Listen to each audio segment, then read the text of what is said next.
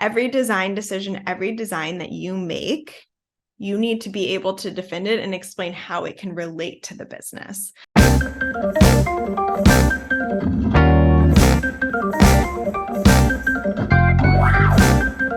Hey everyone, welcome back to another episode of Pixelated Perfect. I have an FAQ for you. Super excited about this, and this is something that I think is very important for all you designers out there. So this episode is all about design and business. Do they go hand in hand? Spoiler, the answer is yes. We're going to talk more and more about how you can think a business approach while you design.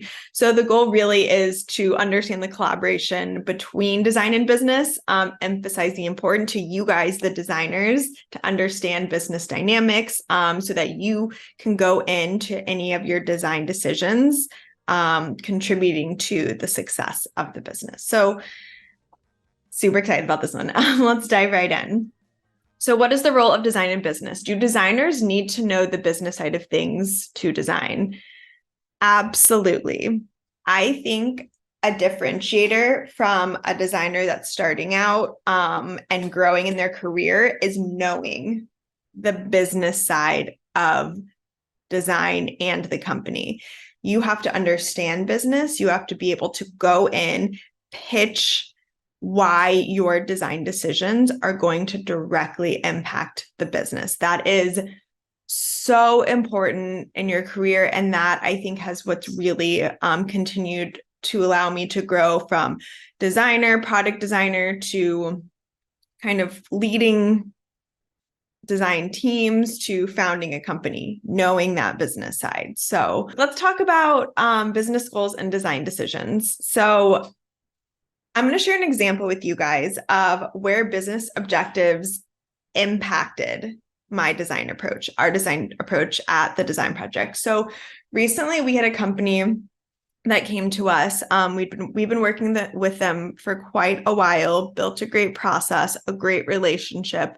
And we were focusing on the users and continuing to build around things, but they came to us and they're like, hey, we need to pause our subscription because we need to raise money.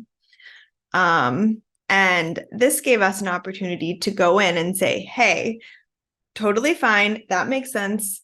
But what are you doing here? What are you raising money for? Like, how are you raising money? What is your pitch deck? And they were like, you know what? We have all these visions and ideas of where we want our product to go.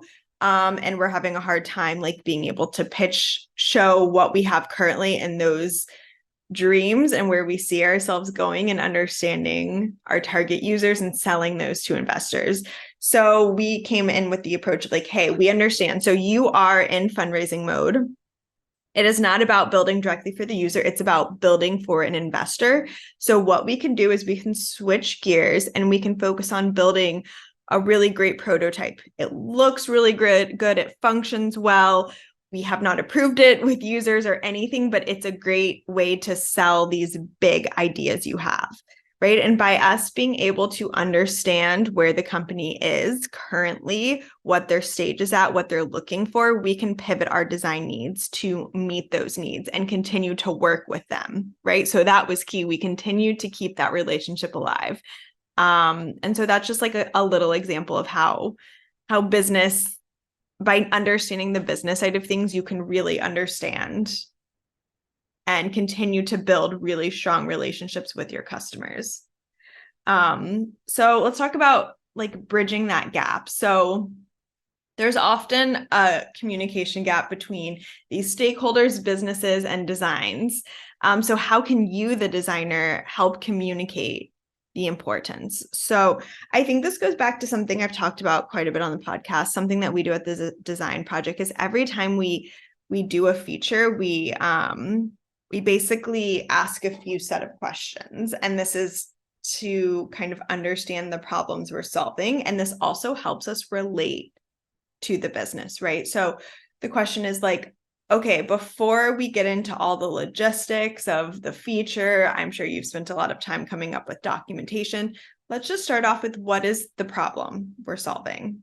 Okay, so really straight. So it could be like users are not getting through onboarding, something like that. And then it's like deeper, like, why are they not getting through onboarding? Do you have any data? Where are they dropping off?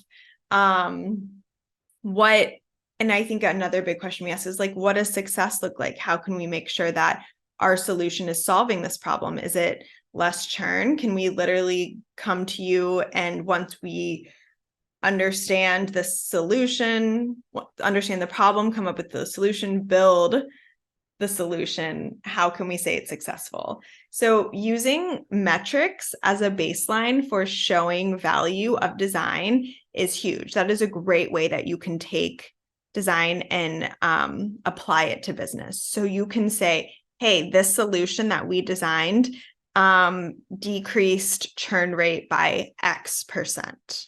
That is talking business. That is what the business cares about.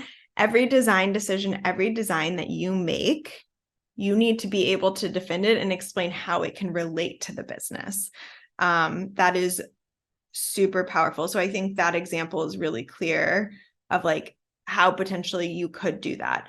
I think another thing that's really great that I suggest you do is to make sure you understand the business as a whole. So a lot of times when we have new customers, we do a lean business canvas. So this is like, what is your mission? What are your values? What are your differentiators? What make you better than your competitors? Who are your target users? How does your business model work? How are you selling? How are you getting leads? It's so important for us designers to understand that business side. So that means when like as soon as we hop into design, we can always reference like those key metrics or those key ways they're getting users and helping them like redefine that. So I think that's really powerful. So this is a really great question. So this is the business of design. As a designer, can we influence strategic decisions? Should we do that? Absolutely. You should learn enough about that company and the business to feel confident going in and adding suggestions and feedback. I think building that type of relationship with the customer where you're like, hey, I am doing design, but I am thinking about design in terms of the whole company is really powerful. So if you set yourself up for success in that way and you go in and you pitch like, hey, I saw that you have this in your onboarding, but based on how users are coming into your platform, how you're selling to them, this is confusing. I think we should rethink this strategy. Here are some ideas that we could potentially test, and let's collaborate, let's brainstorm.